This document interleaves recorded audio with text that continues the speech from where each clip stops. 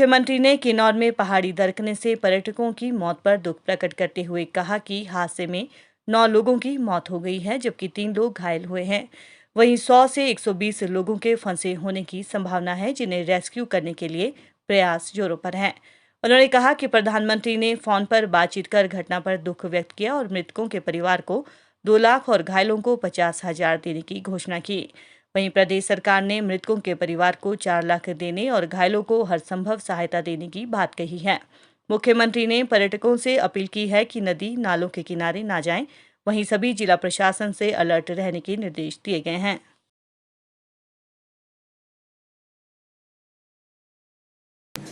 हम कल्पना भी नहीं कर सकते हैं, हालांकि मौसम भी खराब नहीं था।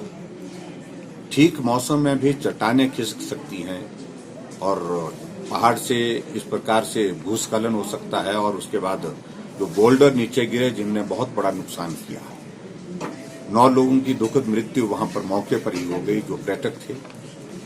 उनमें से 3 उसके अतिरिक्त 3 लोग जो है वो घायल हुए हैं, जिनका इलाज चल रहा है। मैं सभी जो पर्यटक यहाँ पर आए थे, जिन 9 लोगों की दुखद मृत्यु हुई है, उनके प्रति अपनी संवेदना प्रकट करता हूं। उनके परिवार के प्रति उनको दुख को सहन करने के लिए ईश्वर शक्ति दे। जिला प्रशासन को तुरंत हमने आदेश दे दी। जैसे घटना की जानकारी मिली, डिप्टी कमिश्नर एसपी मौके पर पहुंच गए थे, आईटीबीपी की टीम पहुंच गई थी और यहां तक कि स्थानीय लोग भी सहयोग के लिए पहुंच गए थे। जितना जल्दी संभव हो सकता था वो रेस्क्यू ऑपरेशन वहां पर किया गया, लेकिन उसके बावजूद 9 लोगों की दुखद मृत्यु मौके पर ही हो गई। आदरणीय प्रधानमंत्री नरेंद्र भाई मोदी जी ने भी पिछले कल रात को फोन करके सारी घटना की जानकारी हासिल की और अपनी संवेदनाएं व्यक्त की जिन लोगों की दुखद मृत्यु हुई है। और जो लोग घायल हैं उनके उपचार के लिए उन्होंने कहा कि सरकार की ओर से हर संभव मदद जो की जा सकती है वो भी करें। मैं प्रधानमंत्री जी का आभार भी व्यक्त करना चाहूंगा। उन्होंने भी जो मृतक वहां पर जिनकी मृत्यु हुई है उनके लिए राहत देने के लिए 2-2 लाख रुपए देने की घोषणा की है। 50,000 उन लोगों के लिए भी दिए है जो इंजर्ड हैं, जो घायल हुए हैं।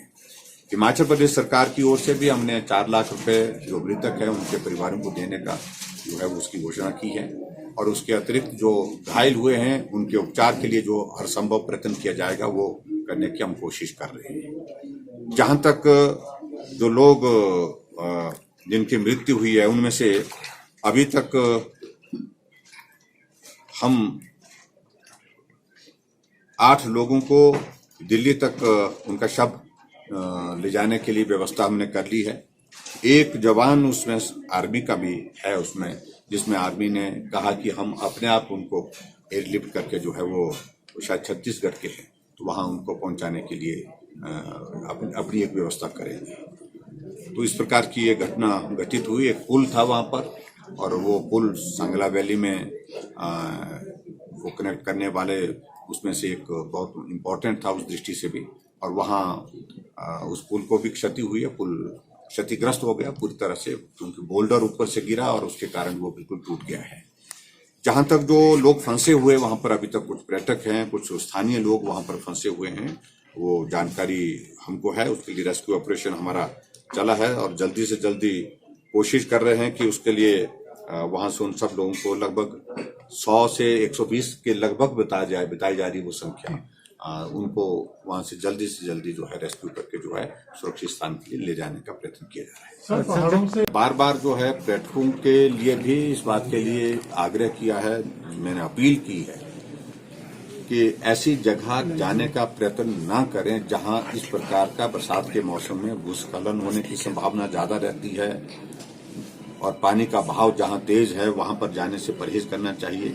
डिस्ट्रिक्ट एडमिनिस्ट्रेशन को भी इन सारी बातों को लेकर के एक बार नहीं अनेक बार हम बात कर चुके हैं, लेकिन फिर भी उसके बावजूद इस तरह की जो घटना जो पिछले कल घटित हुई है वहां इस तरह की संभावना लग ही नहीं रही थी क्योंकि बारिश का मौसम नहीं था, बिल्कुल मौसम बादल वाला था भले ही, लेकिन उसके बावजूद बारिश नहीं थी और ऐसे मौसम में भी इस प्रकार की घटना घटित हो जाना ये थोड़ा सा सोचने का विषय है कि आने वाले समय में हमको किस प्रकार से और ज्यादा जो है सजग होकर के काम करने की जरूरत होगी। सर 3 दिनों की जो सारा डिस्ट्रिक्ट एडमिनिस्ट्रेशन अलर्ट पर है, हम लगातार रिव्यू कर रहे हैं। हम सारी चीजों को लेकर के हमने पीडब्ल्यू डिपार्टमेंट को कहा है कि जहां भी सड़क अवरुद्ध होती है उसको रिस्टोर करने के लिए हर संभव प्रयत्न किया जाए, जल्दी से जल्दी किया जाए।